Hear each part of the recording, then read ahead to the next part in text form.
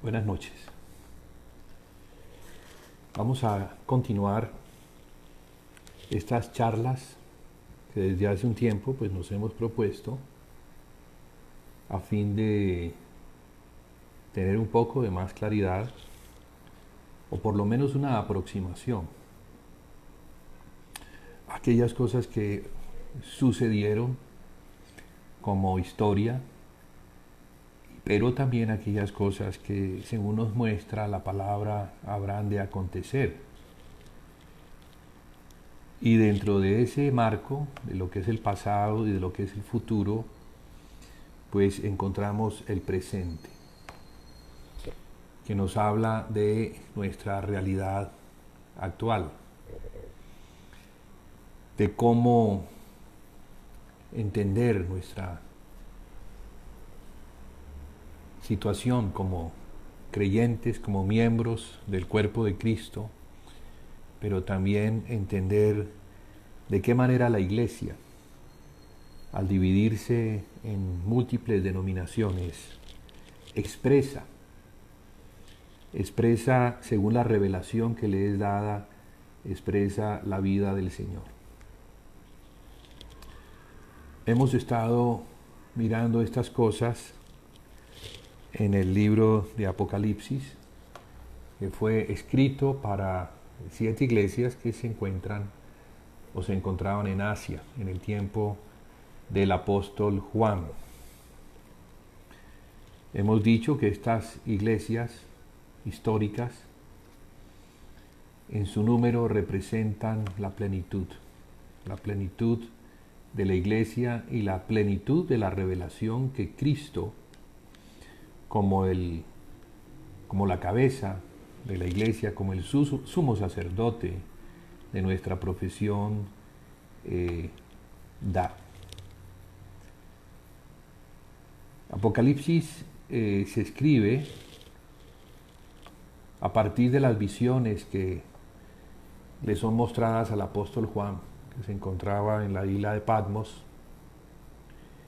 Dice él, en el día del Señor, y allí en el Espíritu fue llevado a los lugares celestiales o espirituales, desde donde se le da una revelación de las cosas que se le manda a escribir.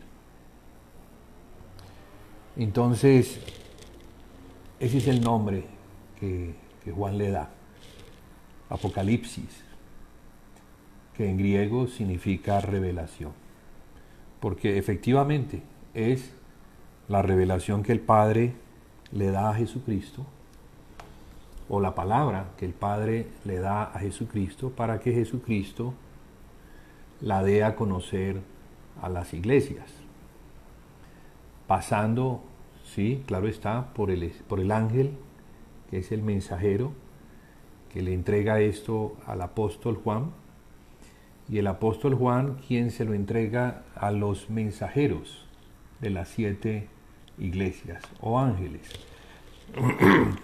quienes a su vez pues tienen la responsabilidad de recibir el mensaje y de darlo a conocer. Nosotros ahora, después de 2000 años, recibimos el mensaje de la misma manera que Juan lo recibió. Y al recibirlo, nos convertimos también en mensajeros del mismo.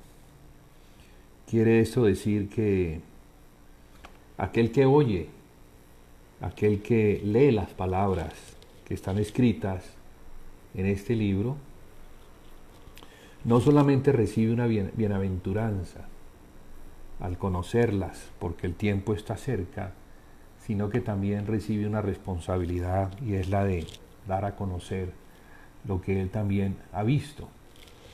Así como Juan se presenta como el testigo fiel, porque un testigo es aquel que ha visto algo, asimismo aquellos que por el Espíritu ven, digo por el Espíritu porque esto es algo que, como Juan lo dice, estaba en el Espíritu en el día del Señor, de modo que esto no se puede ver con los ojos naturales. Tenemos que ver con los ojos espirituales, para lo cual pues hay que nacer del Espíritu. Como dice el Señor Jesús, solamente el que nace de nuevo puede ver el reino de los cielos. Dicho a Nicodemo, un fariseo que se encontró con Jesús, quien estaba interesado en conocer un poquito más acerca del Señor. Entonces, por ese encuentro podemos saber, por lo que el Señor Jesús le dice al fariseo, que es un maestro de Israel, un rabino, le dice que es necesario nacer de nuevo. Todos los hombres necesitamos nacer de nuevo, lo cual implica reconocer que en el estado de pecado en el que nos encontramos estamos destituidos del reino de Dios, destituidos de la gloria de Dios, destituidos de ver el reino de Dios, el reino de los cielos. Pero, bueno, Dios en su compasión por el hombre, en su gran amor, ha dado una provisión. Ha dado a su unigénito en propiciación por el pecado, para que todo aquel que crea en Él, en el Señor Jesús, no se pierda, mas tenga la vida eterna. Y eso es como la conclusión de lo que el Señor Jesús le dice a Nicodemo. Y hay muchos Nicodemos que están allí como muy religiosos, creyendo que porque hacen prácticas religiosas ellos pueden entrar al reino de los cielos. Tal vez se crean merecedores del reino por el hacer obras buenas, pero el Señor Jesús le está mostrando a este hombre, que puede ser cualquiera de los religiosos que existan en la tierra, cualquiera de los hombres que intenten acercarse a Dios por sus obras, por sus buenas obras, le dice que no es así, que es naciendo de nuevo. Que el poder acercarse al reino de los cielos solamente lo otorga el perdón de pecados. Y como consecuencia de este perdón de pecados, pues el Señor nos da el Espíritu Santo como regalo. No lo obtenemos por mérito, sino que lo da como un regalo, o sea, por gracia. Porque es así, por gracia somos salvos. Y esta salvación la recibimos por medio de la fe, o sea, al creer.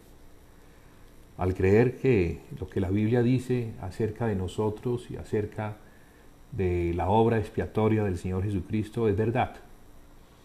Entonces, todo hombre que es convencido por el Espíritu Santo de que es un pecador, debe arrepentirse, debe reconocer que sí, que es un pecador y que solamente obtendrá el perdón de pecados al poner su confianza en la obra expiatoria del Señor Jesucristo.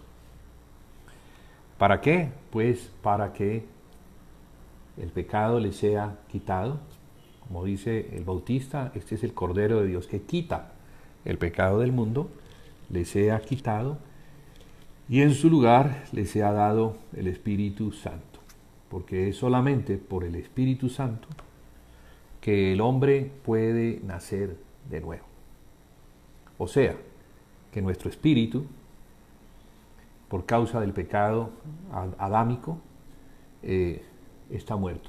Está muerto o separado de Dios y por eso no puede tener ningún contacto, ninguna relación. En síntesis, no puede tener comunión con un Dios santo.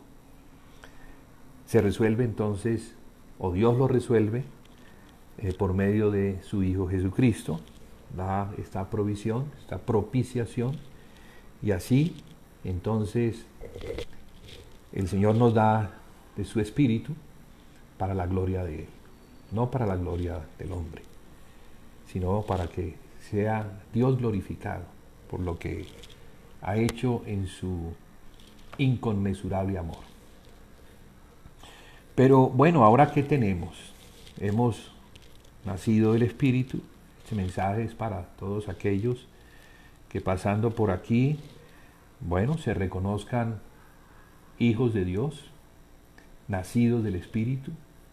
Yo no soy nadie para decir si lo eres o no lo eres, solo Dios lo sabe y de pronto tú. Pero también para aquellos que de pronto, ando por aquí, de una manera casual, aunque conducida por el Señor, puedan oír este mensaje y encuentren que hay esperanza para ellos, porque el Evangelio es para todos. Este Evangelio no es exclusivamente para judíos, no es para un grupo determinado, o raza, o etnia, no. El Evangelio es para todos los hombres. Así que todos los hombres que lo acepten, que se humillen delante del Señor, reconociéndolo como Señor y como Salvador, entonces Dios es fiel. Y Dios otorga no solamente el perdón de pecados, sino también el Espíritu Santo que nos da la vida eterna, porque la vida eterna está en Él, en el Espíritu eterno, en el Espíritu Santo, que es el Espíritu que el Padre nos da. El Espíritu que tanto el Padre como el Hijo comparten y ellos tres, en esta comunión tripartita, que es la que el Espíritu nos quiere enseñar. La comunión primeramente con el Padre y con el Hijo, para que el gozo del Padre se manifieste también en aquellos que le reciben. Hemos estado hablando sobre la iglesia y cómo entender la iglesia a la luz de la revelación que nos entrega el apóstol Juan. Porque, bueno, repito, este mensaje dado a Juan es para las iglesias. 7 iglesias que representan la iglesia a nivel universal, pero también a nivel local. Entendiendo con ello que el cuerpo de Cristo se manifiesta como uno a nivel universal, pero también se manifiesta como uno a nivel local. Que el Señor nos conceda una mayor revelación acerca de estos aspectos tan importantes, para que al verlos podamos prestarle un mejor servicio al Señor. Veíamos que en estas 7 iglesias, voy a hacer un resumen un poco rápido, pero para poder entrar en el tema que quisiera hoy tocar, que tiene que ver con galardones y con disciplinas. Porque siendo el Señor justo, pues Él paga según lo que nosotros hayamos hecho para Él. Aquí ya no estamos hablando de una salvación por obras, que es la que Él nos concede en Cristo Jesús en la cruz, mas estamos hablando de la obra a la cual el Señor nos invita después de que nos da el Espíritu Santo. Porque ahí es donde entonces la iglesia entra a tener una parte muy importante del otro aspecto de la salvación, que es la salvación de nuestras almas, de nuestro corazón. Ya no el Espíritu, pues ya fue dado por gracia, pero ahora, entonces, en esta parte intermedia entre lo que es la entrada a ser parte del cuerpo de Cristo y la venida del Señor Jesús, donde va a recoger a su iglesia, según ha prometido, a fin de establecer el reino que el Padre le ha dado. Porque hasta ahora reinan los hombres, ha sido el reinado del hombre caído, nacido de Adán, más viene el reinado de aquel hombre encontrado santo, perfecto, aquel que resucitó de entre los muertos y fue glorificado, sentado a la diestra del Padre en los lugares celestiales, reinando sobre todo principado y sobre toda autoridad, y a Él, el Padre, lo ha dado por cabeza de la iglesia, la cual es su cuerpo, quien a su vez es la plenitud de aquel que todo lo llena en todo. Entonces, entendiendo eso, entendiendo la importancia de lo que es la iglesia, según las Escrituras nos muestran, nos hemos empeñado en este trabajo de compartir un poco lo que, bueno, yo puedo ver en el libro de Apocalipsis, un libro que es el último de la Biblia, que nos muestra las conclusiones de todo lo que el Señor desde el principio, desde la eternidad, desde mucho antes de que el mundo fuera creado, porque esto viene desde atrás, no viene como consecuencia de la caída, sino que la iglesia es la consecuencia de un plan o un propósito que Dios tenía en su corazón y se propuso realizarlo para la gloria y la alabanza de su nombre. Bien, entonces habíamos dicho que, y esta parte es importantísima, que el miembro que ha sido salvado por la sangre, o perdonado por la sangre, establecido en el cuerpo de Cristo, tiene una responsabilidad. Y la responsabilidad, según nos lo muestra la carta a los Efesios, es la de edificar el cuerpo de Cristo. Porque la iglesia no solamente es la casa de Dios o templo del Espíritu Santo, sino que también es el cuerpo de Cristo.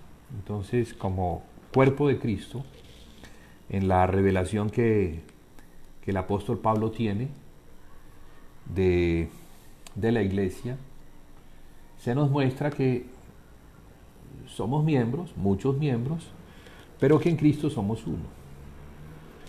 Y al ser uno en Cristo, debemos mantenernos en esa unidad, edificando algo que va a tener, por la labor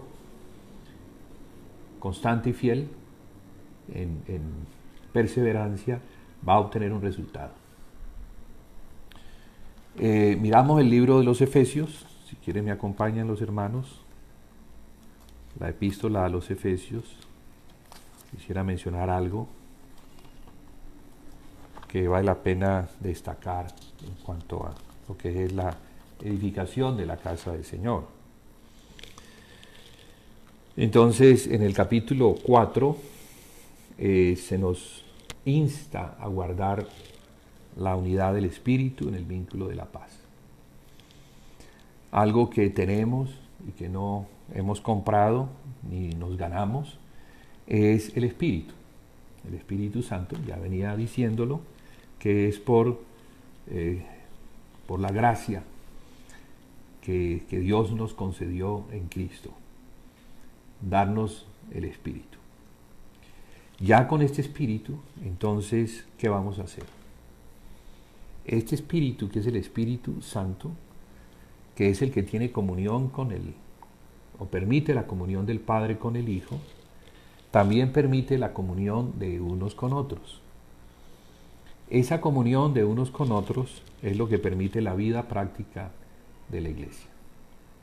Entendiendo que localmente hablando, y debe ser así porque no podríamos tener una comunión perfecta con hermanos que viven en otras localidades, pero sí lo podemos tener con hermanos que viven en la localidad donde nosotros vivimos. Entonces las exigencias del Señor es que tengamos comunión unos con otros, con aquellos que han nacido del Señor. Aquellos que son del Señor, que le pertenecen a Dios por la obra de Cristo, somos sus hijos, y entonces como una familia, como la iglesia, debemos mantener esa unidad. Es lo que el apóstol escribe, diciendo: yo pues preso en el Señor, os ruego que andéis como es digno de la vocación con que fuisteis llamados, con toda humildad y mansedumbre, soportándoos con paciencia los unos a los otros en amor, solícitos en guardar la unidad del Espíritu en el vínculo de la paz. Aquí podríamos hacer una pausa. Podría decir que todo comienza allí. Todo lo que vamos a hacer como edificación de la casa del Señor, que no solamente es una casa, sino un sacerdocio, ambas cosas están involucradas, ya que un sacerdocio no se podría tener sin una casa, y no podríamos tener una casa sin que tuviéramos un sacerdocio. Y de eso es que se trata todo el asunto de la edificación, todo lo que tiene que ver con la adoración al Señor, nuestro Padre, nuestro Dios, en el Espíritu. Tal y como el Señor Jesús le dijo a la samaritana que ya no se adoraría más ni en Samaria ni en Jerusalén, sino que había llegado la hora para que los verdaderos adoradores adoraran al Padre en espíritu y en verdad. ¿Por qué? Porque esos adoradores, el Padre está buscándolos para que le adoren. La adoración antes se hacía en Jerusalén, en el templo, en ese lugar especial que Dios escogió para que estuviera su presencia. Allí donde estaba el arca, allí donde estaba el sacerdocio que ministraba en el lugar santo, pero también los sacerdotes que ministraban al pueblo por causa del pecado en el atrio. De eso hemos hablado suficientemente. Y nos hemos enfocado más en el ministerio, en el servicio que los sacerdotes tienen para Dios por causa de la santidad de Dios. Entonces, ese sacerdocio es un sacerdocio especial, no todos los sacerdotes, no todos los levitas, porque esto pertenecía únicamente a los levitas o descendientes de Leví, de donde Aarón era un descendiente y el primer sumo sacerdote. Entonces esto le correspondía a Aarón y a sus hijos. Bien, entonces, ¿qué es lo que el Señor, en dónde nos pone? Nos pone en un principio, una base sobre la cual vamos a edificar, pero la condición es que mantengamos la unidad en el Espíritu. Si no hay una unidad en el Espíritu, entonces no se va a poder edificar. Porque ¿qué es lo que se edifica? Sí, es una casa. Es una casa, que es la casa del Señor, pero esta casa depende de el Espíritu que se nos ha sido dado, porque es para Dios que es Espíritu. De modo que si hay una rotura en la unidad del Espíritu, ya entonces no estaría uno calificado para estar en esa obra. Por eso Pablo ruega que andemos como es digno de la vocación con que fuisteis llamados. La vocación, ¿cuál vocación? Bueno, la vocación habla de un oficio, de un trabajo, y ese trabajo es una vocación sacerdotal, pero también como la de un edificador. Vamos a ver esos dos aspectos, el aspecto como sacerdote que ministra a Dios Padre y también el aspecto de un obrero edificador que trabaja, persevera en ese trabajo junto a sus hermanos a fin de ir logrando dos cosas en su conjunto. Uno, la casa que va siendo edificada y también en la medida en que la casa va siendo edificada, el sacerdocio va siendo presentado. Entonces lo mayor que incluye lo menor es la casa, que incluye lo menor que es el sacerdote o miembro de esa casa. Si nuestra prioridad, entendiéndola, es la casa del Señor y dejamos el resto de las cosas a un lado, como dejándola como secundarias, entonces vamos a tener una consagración. En esa consagración vamos a recibir todo el apoyo de parte del Señor, porque no podemos hacer nada a menos de que el Señor nos acompañe. Es Él el que edifica, pero Él ha querido edificar con nosotros. Él ha querido que nosotros participemos y tengamos también el gozo que a Él le da el ver la casa que es para el Padre siendo edificada. Y también viendo cómo aquellos que están en la edificación van creciendo en el conocimiento del Hijo de Dios y en un sacerdocio que es santo. Entonces, la revelación que es necesaria para lograr esto, porque se hace por los medios del Espíritu, y los medios del Espíritu son la revelación que el Espíritu da de aquellas cosas que son misteriosas para el hombre natural. El hombre natural no las podría entender jamás. No las podría entender. Para él son locura. Sí, pero el espiritual sí. Entonces nuestro crecimiento o nuestra madurez espiritual va aumentando en la medida en que nos consagramos.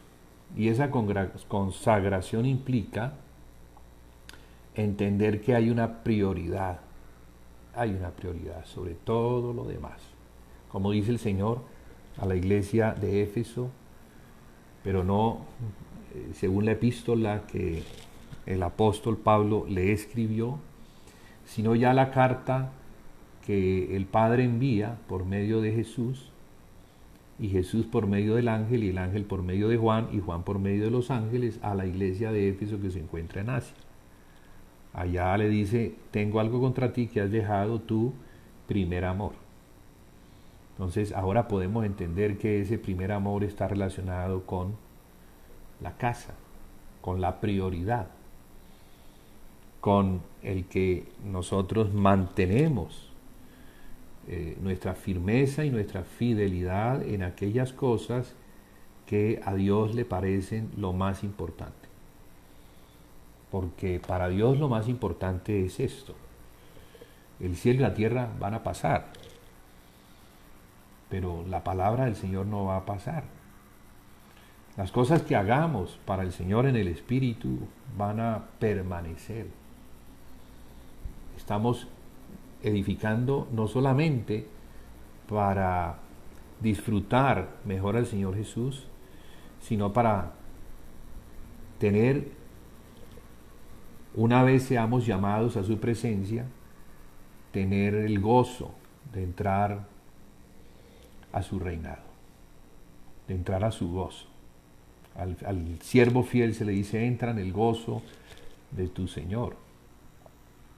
Y damos gracias al Señor también por esas palabras de aliento que nos da, mostrándonos que hay recompensas para aquellos que son fieles, para aquellos que se niegan a sí mismos, niegan aquellas cosas que son de esta vida para obtener las cosas que pertenecen a la piedad, que pertenecen a lo celestial, lo que nuestra carne no puede disfrutar, porque el reino de Dios no es comida ni bebida. El reino de Dios es algo que tiene que ver con un disfrute diferente, un gozo, una justicia, que es la de Dios. El reino de Dios y su justicia es lo que el Señor Jesús nos manda a buscar primero para que las otras cosas vengan por añadidura.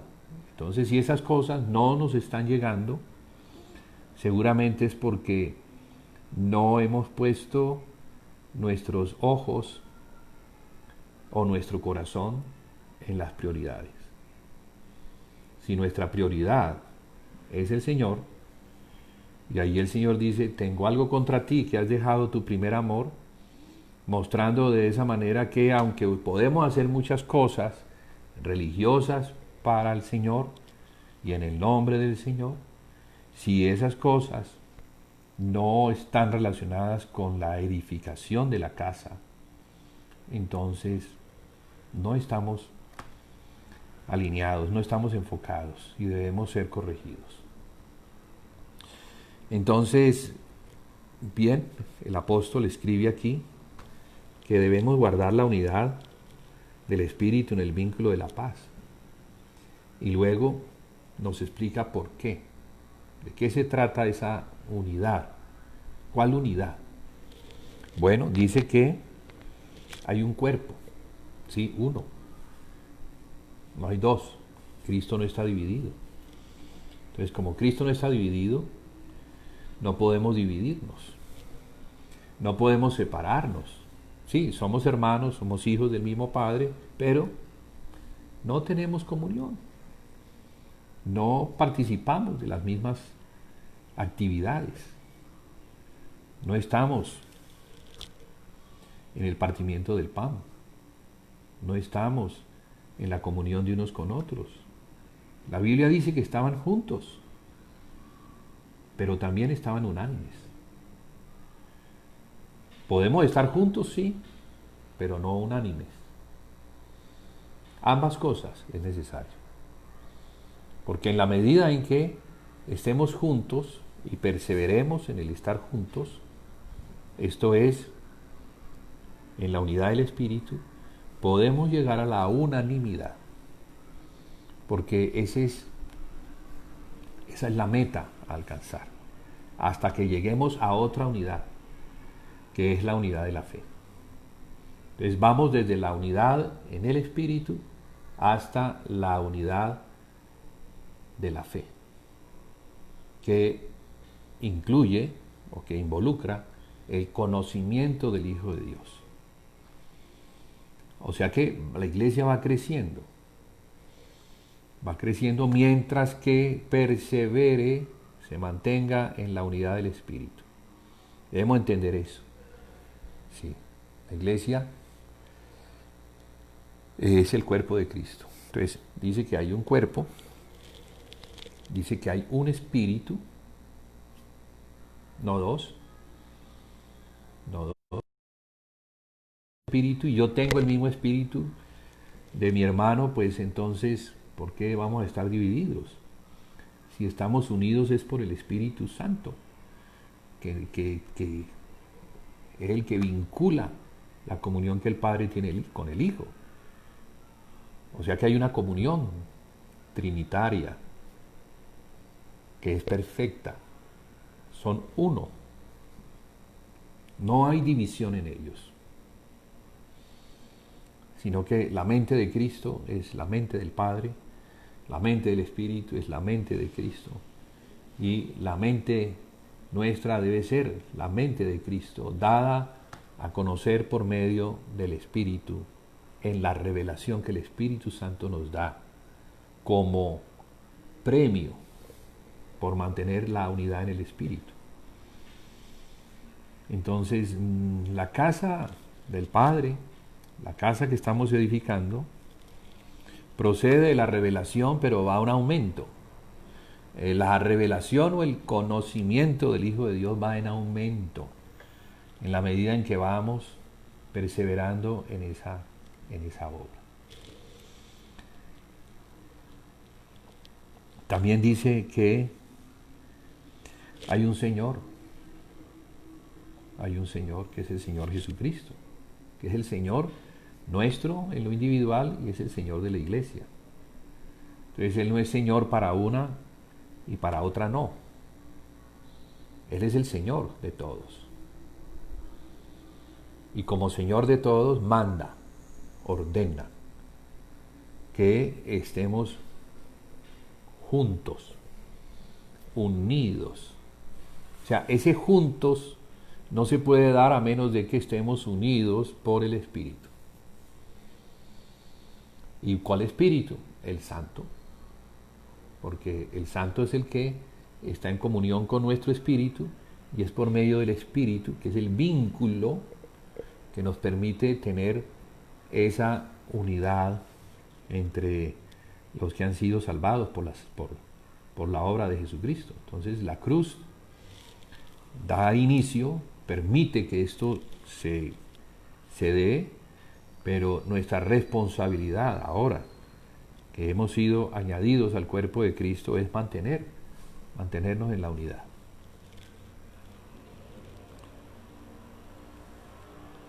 También hay bautismo. Ese bautismo es el bautismo en el cuerpo de Cristo. Hemos sido sumergidos en un mismo cuerpo. Pertenecemos, todos los que recibimos el Espíritu Santo, pertenecemos al mismo cuerpo de Cristo en una determinada localidad. Yo he visto que no hay conflictos en cuanto al entendimiento de que somos miembros del cuerpo de Cristo a nivel universal. Allí todos se abrazan, todos se reconocen, pero para identificar la iglesia local, allí es donde se ven los conflictos, allí es donde los hermanos no se quieren unir. Yo diría que es porque falta revelación y sometimiento a la única cabeza que hay, como nos está mostrando aquí la palabra, que hay un Señor, que es la cabeza. Entonces, si todos estamos bajo el mismo Señor, bajo la misma cabeza, entonces todos tenemos que estar en esa comunión que nos permite edificar. Entonces, la edificación del cuerpo de Cristo depende de que se cumplan estos mandatos o protocolos o mandamientos que hacen parte del diseño de la casa. Entonces Dios tiene un diseño y ese diseño nos lo muestran las Escrituras, y si no atendemos el diseño conforme las Escrituras nos muestran, estaríamos edificando otra cosa, no conforme al diseño de Dios, sino conforme a lo que nos parece, a lo que queremos, a lo que deseamos. Entonces ya hay un involucramiento del alma que tiene sentires, que tiene maneras de pensar, las cuales tienen que dejarse a un lado, porque si no nos negamos a nosotros mismos a fin de que se haga la voluntad de Dios y no la nuestra, pues no vamos a poder edificar la casa de Dios. Vamos a terminar contribuyendo en la edificación de otras cosas, pero no en la única casa del Señor en una determinada localidad. Y en esto pues yo quiero ser insistente porque, hermanos, el Señor viene. ¿Cómo les parece? Que el Señor viene y está pronta a su venida. Muy pronto, mucho más pronto de lo que nos imaginamos. pero Él viene por una iglesia que esté bien, una iglesia que esté sin mancha, sin arruga. Entonces, pues si estas cosas no están en orden, se encuentran manchadas, arrugadas, tendríamos que pasar por la dura tribulación que logrará el cometido que el Señor se ha propuesto. Sin embargo, mire, para la iglesia de Filadelfia, que es la iglesia fiel, dentro de estas 7, porque así como 5 se encuentran en un estado como de desorden en cuanto a la edificación según el diseño, la única que califica, según esto, es la iglesia de Filadelfia.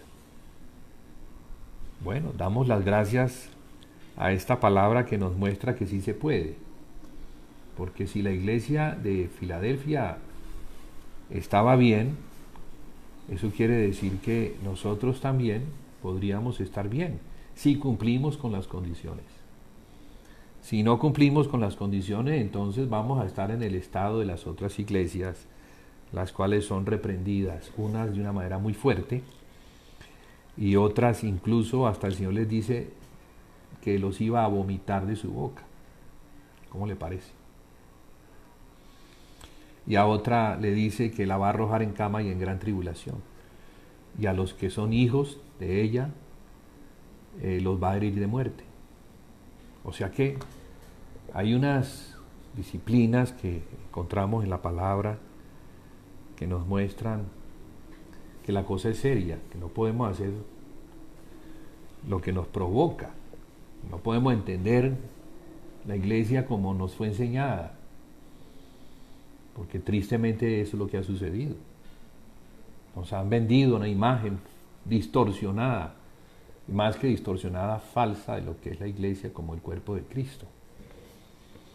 Es más, han vendido una institución en vez de un organismo vivo conformado de muchos miembros, donde cada miembro tiene una función dentro de ese cuerpo. Y esa función es sacerdotal, pero también tiene la función de edificación, porque hay una obra que hay que hacer, no está terminada. Hemos sido invitados es a trabajar en una obra cuyo fin pues aún no ha llegado, porque hay muchas cosas que todavía se deben incluir dentro de esa edificación. De modo que, bueno, el Señor nos está mostrando cómo es que es. Por la palabra nos muestra. Primero, pues sacude nuestra manera de pensar y nos dice que Él no puede poner vino nuevo en un odre viejo. Así se lo dijo Él a los discípulos y a los que estaban oyendo, fariseos, también, porque también le seguían como para espiar a ver qué era lo que Él decía. Entonces les dijo que no se podía poner vino nuevo en odre viejo. Y ese odre viejo hacía referencia a tradiciones rígidas, porque ellos estaban vendidos a la tradición y no estaban dispuestos a aceptar lo que Dios les había mandado, que era Jesucristo, el vino nuevo. Entonces no podemos recibir a Jesucristo, que es el vino nuevo, si nuestra mente está vendida a la tradición religiosa. No podemos. Tenemos que comprar un odre nuevo, o sea, renovar la mente. Si renovamos la mente conforme a las Escrituras, conforme a lo que está escrito, entonces podemos recibir a Jesucristo, o sea, el vino nuevo. Bien, también dice que es una fe. Es una fe. O sea que es la fe de Jesucristo. No es la fe del judaísmo, no es la fe del musulmán, no es la fe del budista, no, es la fe puesta en Jesucristo, que era la misma fe de los apóstoles, la que los apóstoles al renovar su manera de pensar recibieron, porque ellos también habían sido vendidos a la tradición. Jesucristo llegó en un tiempo donde la tradición religiosa tenía a todos en una manera de pensar que ni siquiera era conforme a Moisés, sino que era más conforme a la tradición de los ancianos. Porque los ancianos habían logrado montarse incluso sobre las mismas escrituras. O sea que se seguían más las tradiciones de los ancianos que la misma palabra de Dios. Invalidáis las escrituras por vuestras tradiciones, dice el Señor Jesús. Entonces las tradiciones religiosas no nos permiten recibir el vino nuevo, no nos permiten entender la iglesia, ni mucho menos edificar como se debe edificar, y por supuesto vamos a perder todo lo que el Señor tiene para aquellos que fueron lavados con la preciosa sangre del Señor Jesucristo, o sea, perdiendo entonces las facultades que reciben aquellos que tienen el Espíritu. Porque el que recibe el Espíritu recibe del Espíritu facultades, recibe dones espirituales.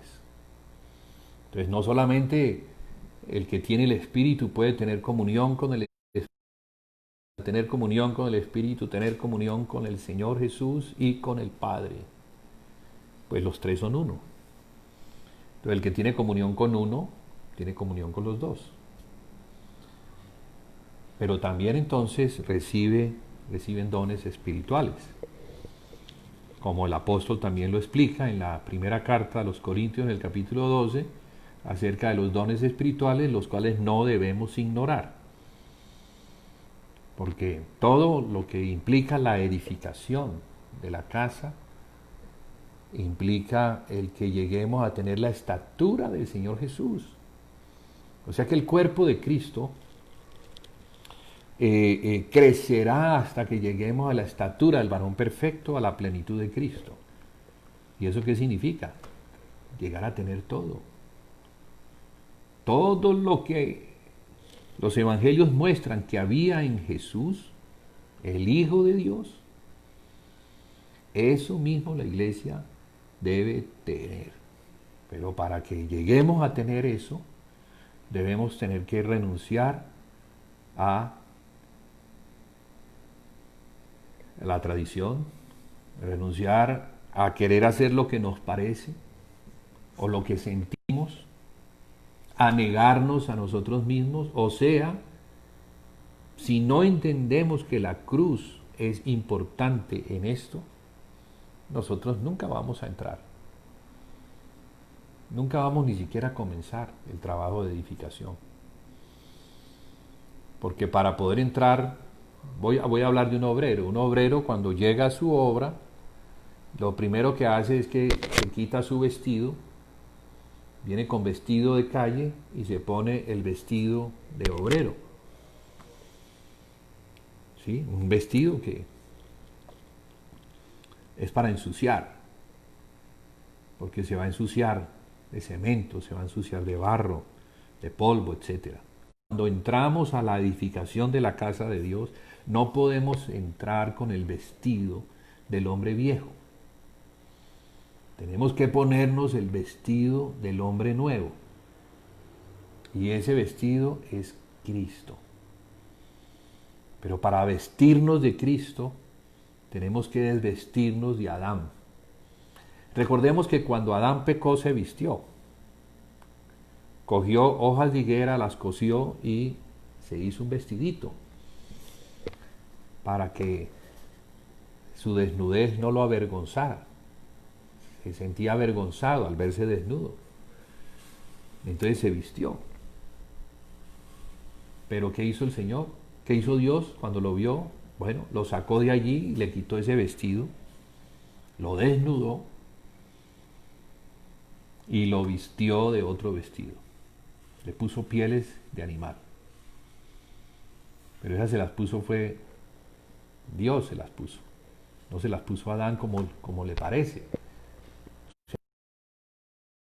Dar un vestido a su talla, me lo imagino haciendo como desastre, pero no es así. No es el vestido que hacemos conforme a nuestra talla, conforme a nuestra imagen, como nos gusta, sino el vestido que Dios nos da, que es Cristo. Entonces, con ese vestido hacemos la obra, porque la obra procede de Cristo. Él es el que edifica. Gracias que nos ha dado el privilegio de poder colaborar juntamente con Él en ese trabajo de edificación. Porque en ese trabajo de edificación vamos a experimentar la vida que hay en Cristo. Vamos a experimentar su sabiduría. Todo lo que hay en Él que es comunicable, los atributos comunicables, los vamos a recibir cuando estemos en ese trabajo. No hay otra forma de recibir de Cristo que cuando estamos haciendo la casa de Dios. Entonces, la casa de Dios pues no es una iglesia como la tradición no le enseña, algo que el hombre hace, catedrales, capillas, templos, en los que gasta ingentes recursos y meten a la gente en el cuento de que tienen que dar para edificar la casa de Dios. ¡Qué error! ¡Qué cosa loca! ¿De dónde sacan eso? ¿Dónde se ha visto? Eso no está en las Escrituras. Por lo menos no en las Escrituras del Nuevo Testamento, que nos hablan ya del Espíritu.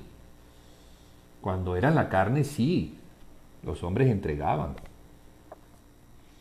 contribuían con sus recursos naturales, con oro, con plata,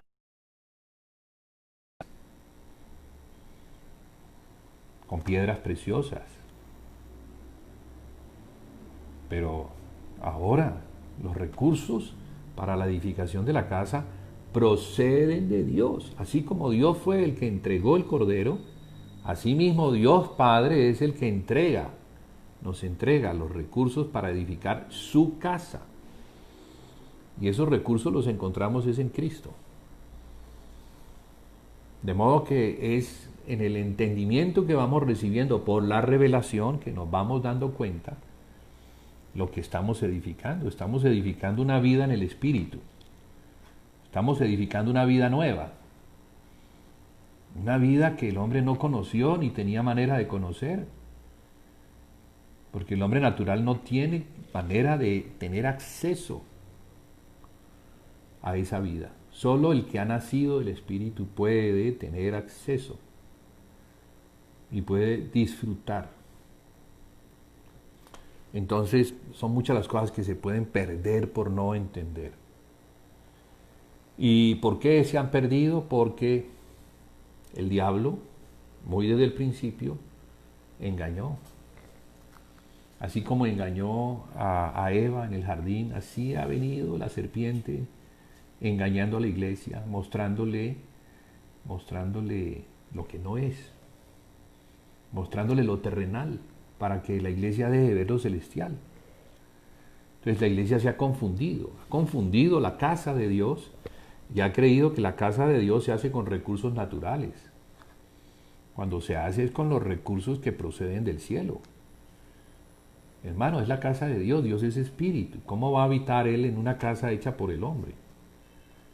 Póngase usted a pensar. ¿Cómo puede Dios espíritu habitar en una casa hecha por el hombre? Eso, hay mucha insensatez en esa manera de pensar. No, la casa de Dios, solo el Hijo de Dios, que es Dios, la conoce. Él conoce sus medidas. conoce la altura, conoce el fondo, conoce la anchura, conoce la profundidad. Solo el Hijo de Dios. Y cuando edificamos esa casa, algo de Dios comenzamos a recibir. Dios comienza a comunicar su amor eterno.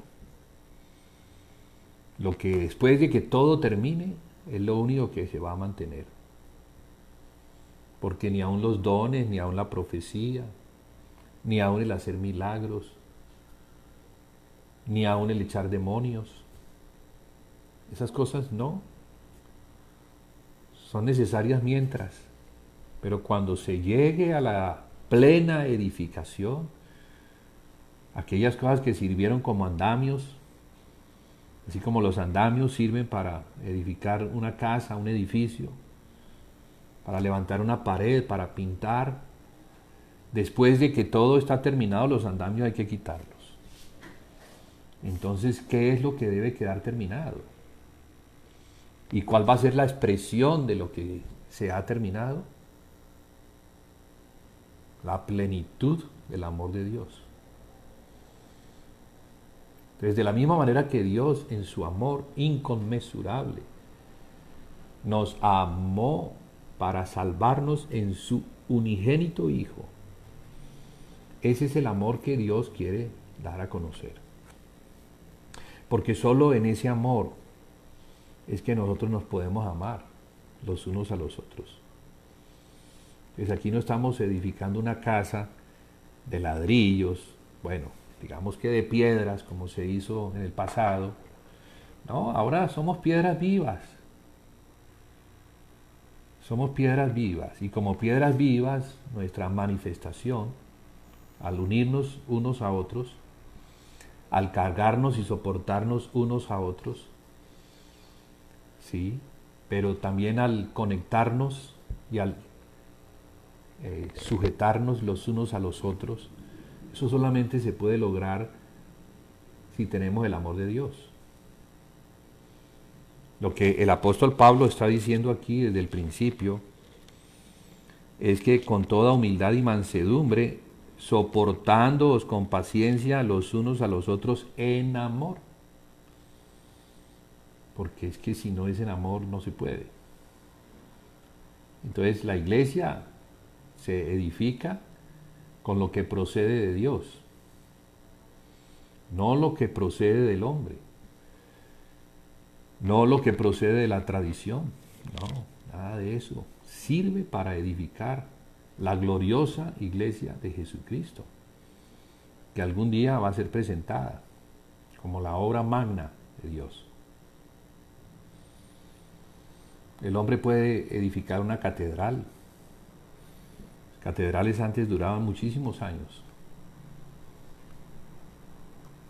y siglos. La mayoría de las veces el que la diseñaba no la veía terminada.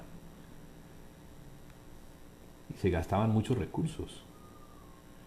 Y naturalmente hablando era algo muy precioso. Pero no tiene nada que ver eso con la casa de Dios. La casa de Dios no tiene nada que ver con lo que el hombre puede concebir. Ningún arquitecto natural. Y yo soy arquitecto. Y me gusta el diseño.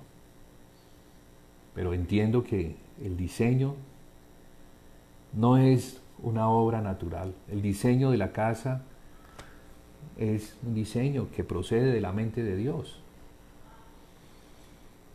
Y que se encuentra desde ese corazón, lo encontramos desde antes de la fundación del mundo. Así comienza el apóstol Pablo la epístola a los Efesios,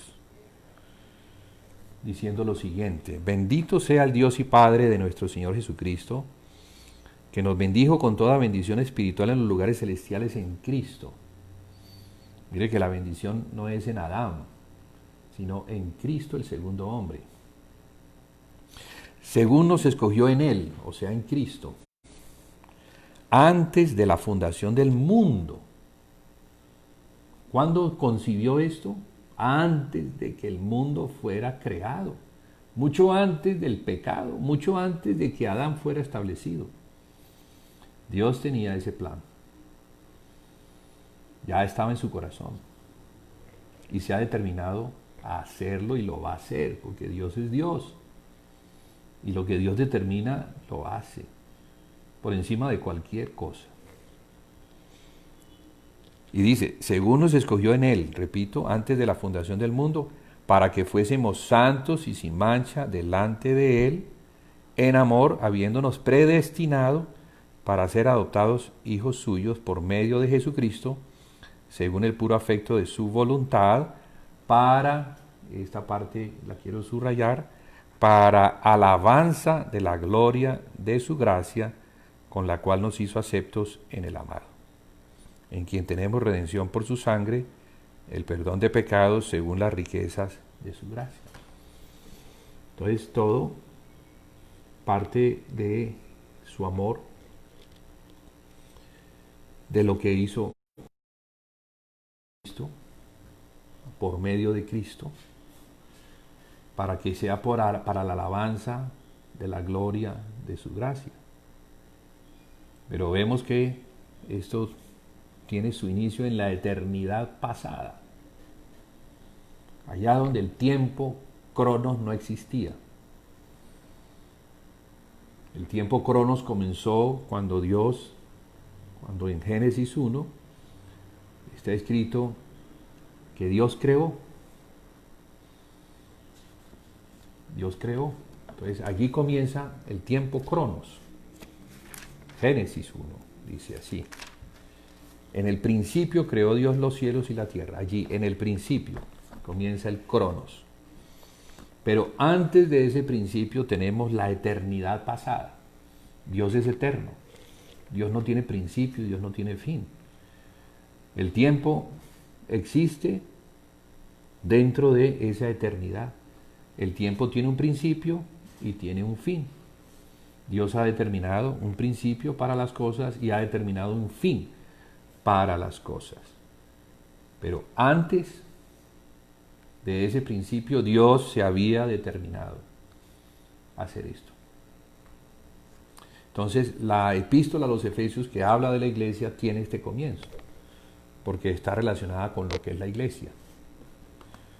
Entonces, ¿qué es la iglesia? La iglesia es la que conforman aquellos que fueron predestinados desde antes de la fundación del mundo para ser establecidos en Cristo, a fin de que fuéramos santos y sin mancha delante de Él, porque solamente en Cristo podemos ser santos y sin mancha, o sea, en el cuerpo de Cristo, en la iglesia. Pero no en una institución, no en algo que el hombre hace, porque el hombre es pecador, el hombre es corrupto. El hombre tiene una mente que si no es transformada es una mente reprobada. La mente del hombre tiene que ser cambiada. Y es cambiada, claro que sí, gracias a Dios. Cuando el hombre se arrepiente.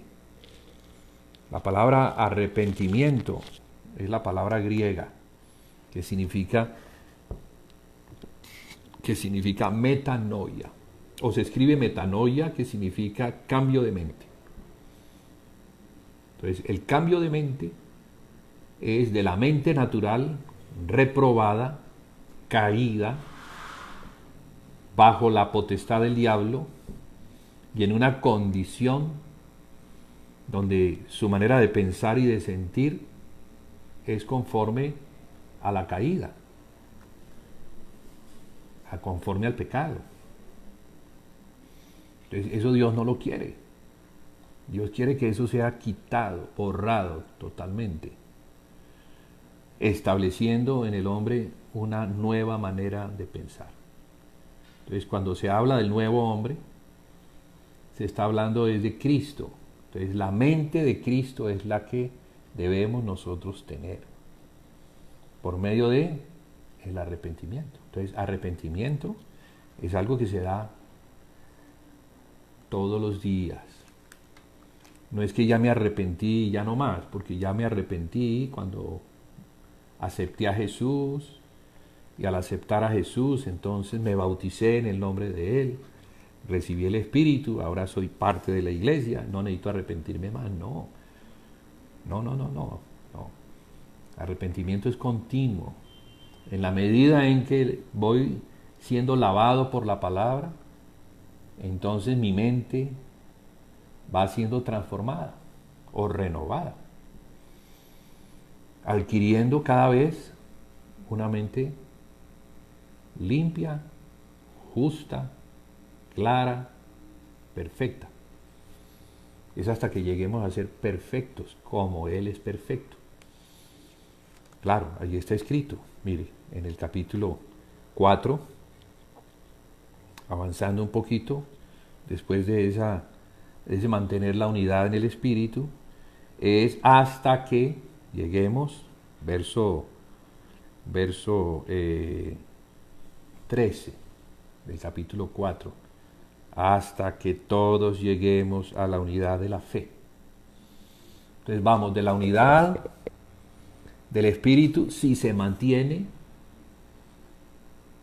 porque si no se mantiene no vamos a llegar a la unidad de la fe. ¿Cómo vamos a llegar a la unidad de la fe dos personas que se separan? ¿Cómo vamos a ponernos de acuerdo dos personas que deciden separarse porque no se pusieron de acuerdo? Ahora, claro que sí. Jamás nos vamos a poner de acuerdo en el hombre adámico. El hombre adámico es como lo muestra Apocalipsis 13, una bestia de 7 cabezas. ¿Se imagina lo que son 7 cabezas? 7 maneras de pensar. Un esquizofrénico, con 7 personalidades, donde cada personalidad tiene una manera de pensar y de sentir. Así es la bestia de Apocalipsis, así es el hombre de iniquidad. ¿Sí? Así es. Pero Cristo no es el hombre de iniquidad, Cristo es el hombre perfecto, el hombre santo, justo. Y nosotros vamos a crecer hasta la cabeza de Él. ¿Cómo vamos a ponernos de acuerdo entonces? Solamente cuando miremos a Cristo, cuando miremos la palabra, porque es en la palabra, que es la verdad, donde vamos a encontrar un alineamiento perfecto. Eso es edificación. ¿Cuándo logramos edificar algo? Cuando dos que estábamos en desacuerdo llegamos al acuerdo al decirle amén a Cristo. Tantas cosas en las cuales estamos en desacuerdo, por maneras de pensar, de sentir, de creer, en las que no vamos a encontrar acuerdo jamás. Entonces, uno quiere arrastrar al otro para su lado y el otro a su lado, entonces allí, ¿qué es lo que se va a presentar? Una rotura. En esa contienda. Claro. ¿Pero por qué? Porque dejaron de ver la verdad. Cristo es el centro de toda la verdad. El Padre lo ha dejado para que miremos a Cristo. Porque el Padre sabe que lo que Cristo enseñó, no lo enseñó de sí mismo, sino que las palabras que Cristo enseñó eran las palabras que el Padre le había dado. Entonces, mire qué unidad tan perfecta. El que ve a Cristo ve al Padre. El que obedece a Cristo obedece al Padre. Por eso la edificación de la casa es para el Padre obedeciendo las palabras de Cristo. Hay que ver es a Cristo. Y los que no estén en esa unidad o comunión es porque están viendo sus propias cosas, porque no quieren arrepentirse de lo que han decidido creer, de lo que han decidido seguir, sus conceptos. Entonces allí nunca podrá haber una unidad, ni de espíritu ni de fe. Lo primero la unidad del espíritu y luego vamos a llegar a la unidad de la fe. Por eso se habla de perseverar. O sea que el que persevera hasta el fin. Ese es el que es salvo.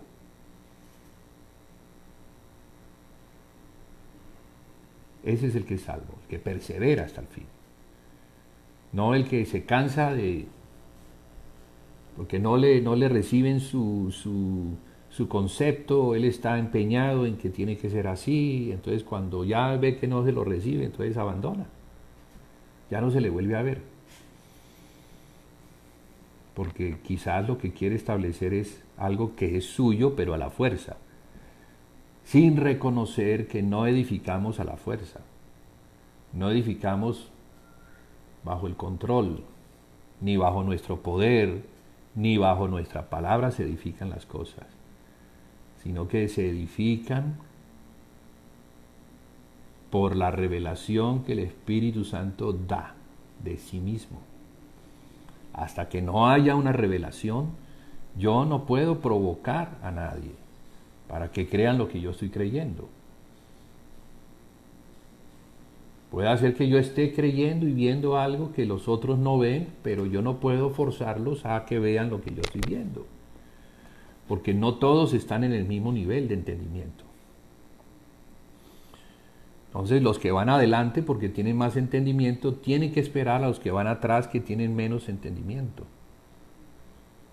Tienen que tener paciencia porque ellos saben que si no es por revelación no pueden seguir al Señor. Entonces al Señor se le sigue porque se le ve. ¿Y cómo se le ve?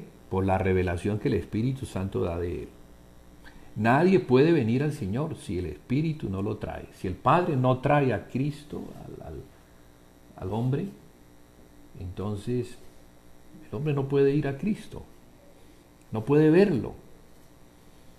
No puede confesar como confesó Pedro cuando se les preguntó a ellos Jesús preguntó acerca del mismo. ¿Qué dicen los hombres acerca de quién soy yo? Todo el mundo tenía una opinión diferente. Nadie estaba viendo la realidad espiritual. Nadie, porque no se le había mostrado.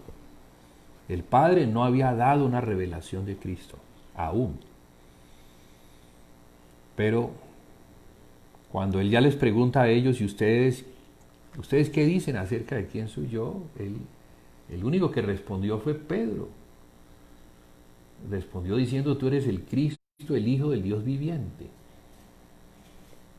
A lo que Jesús dice, bienaventurado eres tú, porque eso no te lo reveló carne ni sangre, sino mi Padre que está en los cielos. Entonces, si el Padre que está en los cielos no nos revela,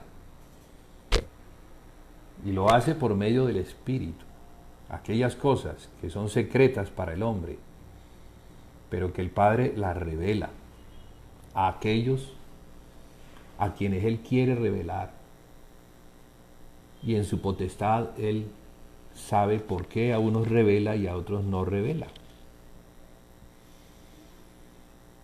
Porque eso tiene que ver con el corazón.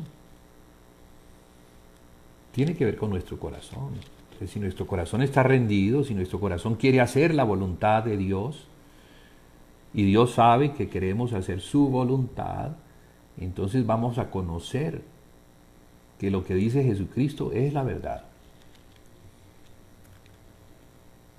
O sea, vamos a tener de parte del Espíritu, vamos a tener una revelación de Cristo, dando la verdad. La verdad que nos hace libres. La verdad sobre la cual edificamos la casa del Padre. Y bueno, de eso es que tiene que ver, de esto que nos habla el apóstol Pablo, es lo que tiene que ver las iglesias. Cuando el apóstol Juan, que entiende, igual que Pablo, son apóstoles y entienden el obrar del Espíritu, entienden la obra que se hace de las iglesias por el Espíritu que les es dado, o sea, el Espíritu de Cristo, pero según entonces el corazón que hay en ellas. Porque el corazón habla o nos muestra si está duro, si está blando, si es humilde, si es orgulloso. Por eso Pablo apela a la mansedumbre de, de los efesios. Debemos ser mansos y humildes. Es un asunto del corazón. Pero si no, entonces el corazón no va a poder.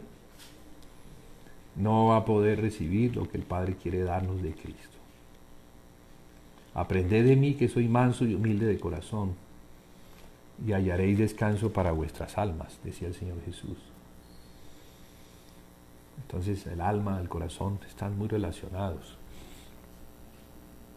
Diría pues que el corazón es el alma más la conciencia.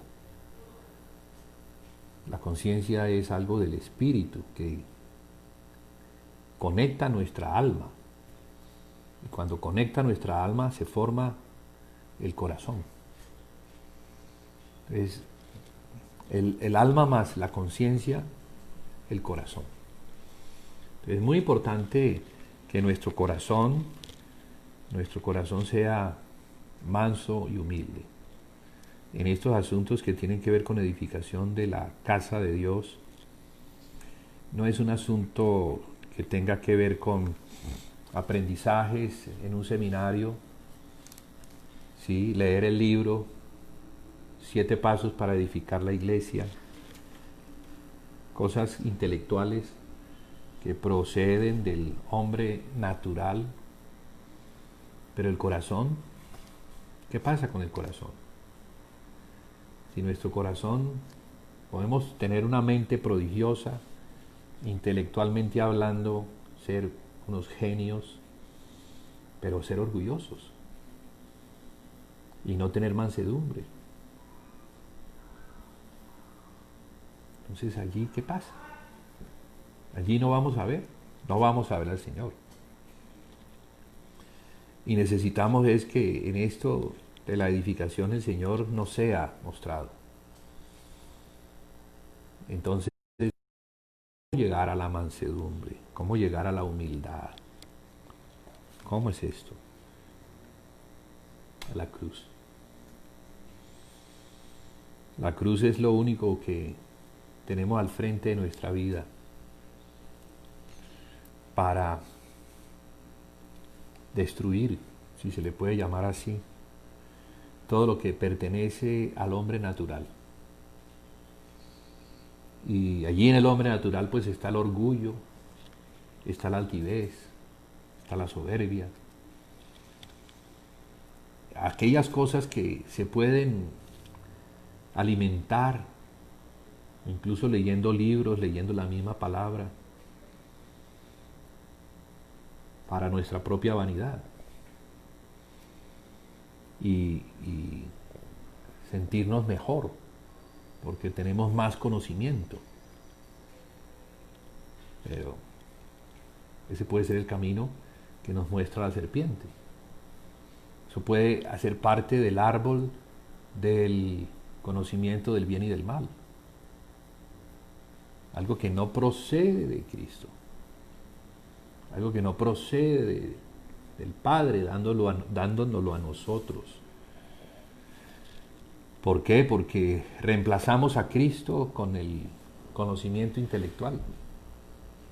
Queremos edificar una iglesia con seminarios. ¿Cuántos seminarios no hay? ¿Cuánto dinero no se mueve en seminarios? ¿En cuánto la iglesia no se ha metido tratando de conocer algo de Dios, pero con un corazón incorrecto? Entonces el Señor le da sus revelaciones a los humildes, a los mansos y humildes de corazón. Y con esa revelación sí vamos a poder ver al Señor. Y al ver al Señor vamos a poder ver su iglesia. y vamos a poder distinguirnos. Si todos estamos en ese corazón, en ese mismo corazón, en esa misma voz, la belleza, allí Satanás no va a tener cómo entrar. Tiene la puerta cerrada. Y más que la puerta cerrada, yo diría que tendría la cabeza bajo los pies, lo cual le impide moverse y hacer daño. Entonces el Señor está buscando una iglesia que sea así, que sea mansa y humilde de corazón, y por eso es que la iglesia de Filadelfia tiene algo interesante. Tiene algo interesante que quisiera destacar, capítulo 3, verso 7. Hoy, con el poquito tiempo que nos queda, voy a tratar de entrar un poquito allí. Dice: escribe al ángel de la iglesia en Filadelfia. Esto dice el santo, el verdadero, el que tiene la llave, el que abre y ninguno cierra, y cierra y ninguno abre. La llave de David. ¿Qué tenía David que le permitía tener una llave? Bueno, yo creo que es lo que se dice de él, que era un hombre conforme al corazón de Dios. ¿Y cómo es el corazón de Dios? Manso y humilde. Aprended de mí, que soy manso y humilde de corazón, y hallaréis descanso para vuestras almas. Porque nuestras almas, cuando no tienen esa mansedumbre, esa humildad, se agitan buscando obtener cosas para su propio beneficio, por el orgullo propio que hay en el corazón, para la gloria del hombre, pero no para la gloria de Dios. Entonces David era un hombre que amaba la presencia de Dios. David era un hombre humilde, a pesar de ser un rey. Él fue capaz de vestirse delante de la presencia de Dios y danzar por el gozo que tenía, sabiendo que el arca que representaba la presencia de Dios era conducida a la ciudad de David, allí donde fue colocada en el monte de Sión, bajo un tabernáculo, bajo una carpa. ¿Y qué tenía entonces David? ¿Por qué David anhelaba esto y el antiguo rey Saúl no? ¿Por qué el tabernáculo de Moisés ya no funcionaba? De hecho, el arca ya no se encontraba en ese tabernáculo. Entonces el pueblo no le daba importancia a Dios, representada en esa arca, abandonado. Eso muestra un corazón, muestra el corazón del pueblo, muestra el corazón del rey, y el rey David, muy diferente, muy diferente. El rey David quiere que Dios, representado en esa arquita, tuviera una casa, y por eso lo trae a la ciudad, a Jerusalén, la ciudad del rey David.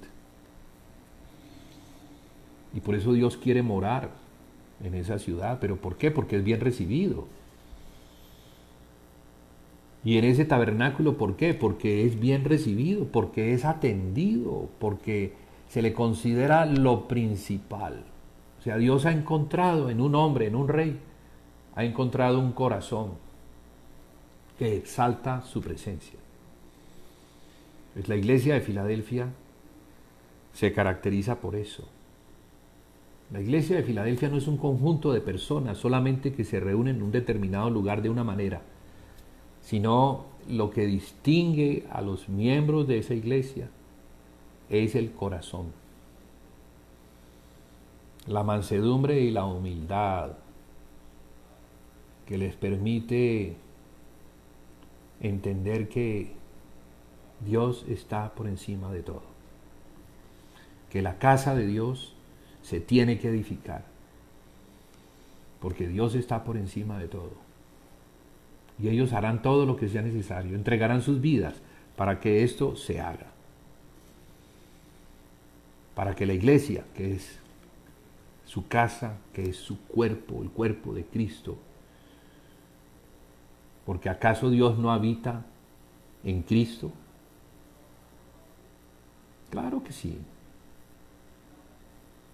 Y el que le hace una casa al Padre es el Hijo. Entonces la edificación del cuerpo equivale a la casa, es para, no solamente para Cristo, para el Padre principalmente, porque es el Hijo el que la está haciendo. De la misma manera que David anhelaba tener esa casa. Y en la revelación que tenía David, en ese tabernáculo, llamado el tabernáculo de David, que está relacionado con los gentiles, para que los gentiles vengan e invoquen el nombre de Dios, ahí es donde Dios se complace. Ahí es donde Dios muestra su complacencia, porque no solamente es un pueblo el que le adora, sino que son todas las naciones las que le adoran. Todos los gentiles también venían. Y juntamente con el pueblo de Israel, adoraban al Señor, viendo el arca, sin las barreras de la ley, porque había una gracia especial en ese tiempo que les permitía a los hombres que miraban a Dios y entendían que Dios estaba por encima de todo, el poder acercarse ante su presencia. Porque tanto David como el pueblo reconocían algo, que Dios era misericordioso y que permitía por gracia, por gracia. Entonces la iglesia de Filadelfia entiende eso, entiende la gracia, entiende que no es por obras que ellos hagan para buscar la complacencia de Dios, sino que es por una obra que Dios hizo en Cristo, preparada de antemano, preparada desde antes de la fundación del mundo en Cristo, para que fuéramos santos y sin mancha delante de Él, o sea, para que andáramos delante de Él, sin el temor de ser encontrados pecadores. Porque somos pecadores, sí, no podríamos presentarnos delante de Dios en esa condición, pero ahora entendemos que en el inconmensurable amor Dios nos dio a Cristo para que en Cristo pudiéramos presentarnos delante de Él. Entonces, con esto quisiera ya terminar.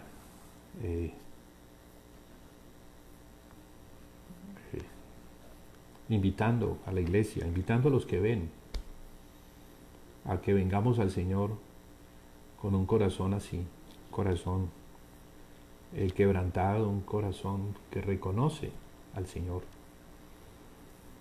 por encima de todo, que Él anhela una casa, que Él nos anhela, pues ¿acaso no dio a su Hijo por ese anhelo? Claro que entregó a su Hijo, pero no lo entregó solamente para librarnos de la muerte eterna, sino que lo entregó porque quería tener comunión con nosotros, ahora sus hijos. Entonces esa casa es para que sus hijos vengan y tengan comunión unos con otros. Ese es el reino de Dios, esa es la justicia de Dios hecha en Cristo, para tener un pueblo santo y sin mancha, pero por la obra que el Señor Jesucristo hizo. Cuando reconocemos eso, porque David era un hombre pecador, muy pecador. Pero a pesar de eso, él era un hombre que se quebrantaba ante la presencia de Dios. Era un hombre que temía la palabra de Dios. Era un hombre que reconocía a Dios en todo. Y veía a Dios en todo. Todo lo que le sucedía, él veía. Y podía saber por el Espíritu que Dios estaba en todo lo que le ocurría, fuera bueno o fuera malo. Entonces, con esto me despido. Quedamos entonces para el viernes entrante, Dios mediante. Seguiremos hablando sobre lo que Jesucristo quiere. Él quiere edificar una casa que sea conforme a su corazón. Una casa con una mente transformada, con un corazón de carne, un corazón que palpita al mismo ritmo que su corazón. Aprended de mí, que soy manso y humilde de corazón. La iglesia debe aprender, debemos aprender del Señor Jesús. Así es el Señor Jesús, no ha cambiado, así es. Así se presentó delante de los hombres y así se nos sigue presentando y sigue invitando. Claro, no vamos a tener eso a menos de que Él se forme en nosotros. Entonces, orar para que eso se dé.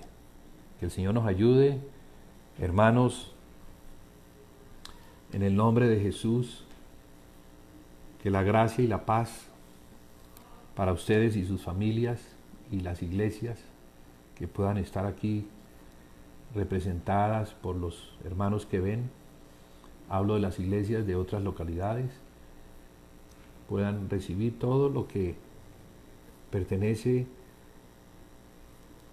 al Señor Jesucristo, que nos ha sido dado por gracia. Bien, entonces, un abrazo para todos.